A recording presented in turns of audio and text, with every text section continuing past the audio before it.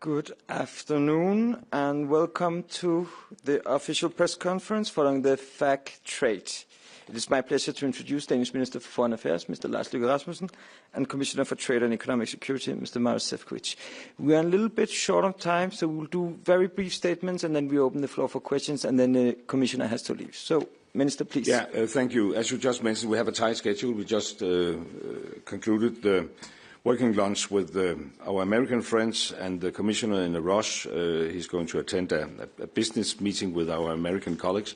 So I will be very brief, but I think it's important to mention that even though the main topic of today's meeting, of course, was the transatlantic trading relations, where we have a good discussion among ourselves, and what I will describe as a very constructive, frank discussion with our American colleagues, we of course also touched upon other issues.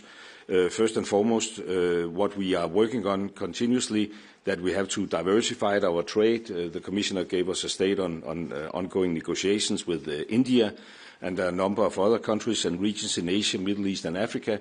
It's of the highest priority for the Danish presidency to move these negotiations as much forward as possible and hopefully also finalize the Mercosur. We also discussed our approach to China. Cooperation and economic interaction with China remain vital in many areas, but we need to be clear-eyed and confront the challenges, including unfair trade practices and recent export control measures. Our trading relationship with China is unbalanced. So today we discussed among ourselves, but also with our American colleagues, how we need to address weaponizing of dependency through the use of our instruments and conditions, through incentives for investments in the EU, and through remaining open and diversifying our supply chains. We need to enhance the EU's capacity in relation to purchasing and stockpiling raw materials.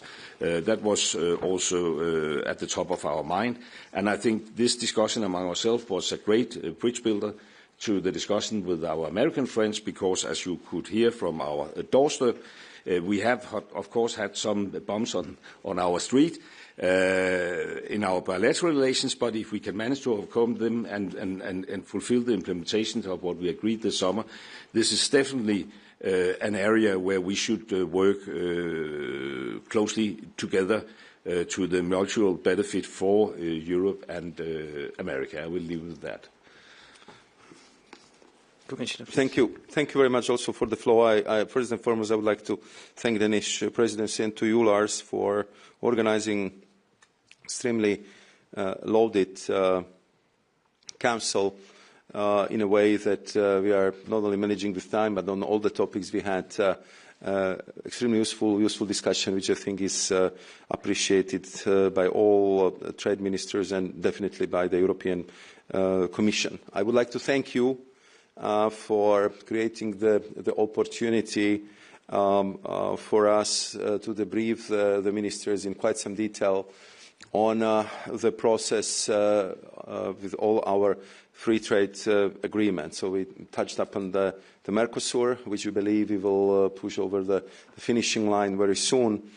I was very glad that I could debrief the colleagues on my recent trip where we launch, I believe, new chapter, I would say historic opening for the close cooperation and new trade and investment partnership with the CPTPP countries. As you know, there are 12 countries, mostly in Pacific, who would like to work much closer with us, and this is, I think, extremely important signal, because we are talking about 30% of GDP and 40% of trade.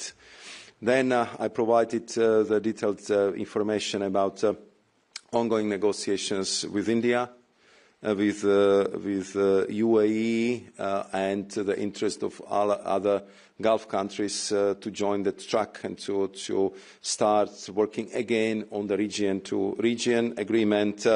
And I expressed my hope that by 2027 we would be in the position to complete the free trade negotiations with Philippines, Thailand and Malaysia. So we are clearly diversifying as much as possible, opening new market access for our entrepreneurs, for our businesses.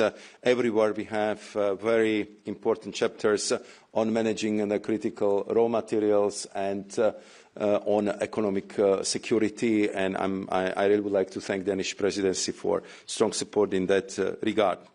We also provided information about our discussions with China, about the outcome of the summit from the summer, and especially recent discussion on the supply of so-called legacy chips. As you know, this is ongoing process which requires a lot of political attention and close cooperation, not only with Netherlands but with many of the European countries, and especially with the industry. So once again, thank you very much. I think we covered the US topic together with our American partners, and as Mr. Rasmussen just highlighted, I would need to excuse myself because we are continuing with the program, and we are not just going to have the meeting with very important businesses, and the program will go until the late evening today. Thank you so much. One question. We'll go for your news.